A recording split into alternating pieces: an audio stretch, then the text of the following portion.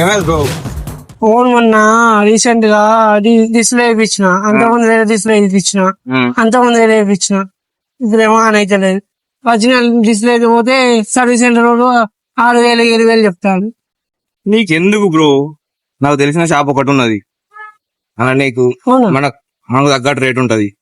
అవును. నేను తీసుకోపోతా. అంటే కంప్లీట్ ఒరిజినల్ అవుతారా? 100% ఒరిజినల్ ఇస్తాడు. అంటే వారంటీ ఏముంటాయి? 3 months ఇస్తాడు.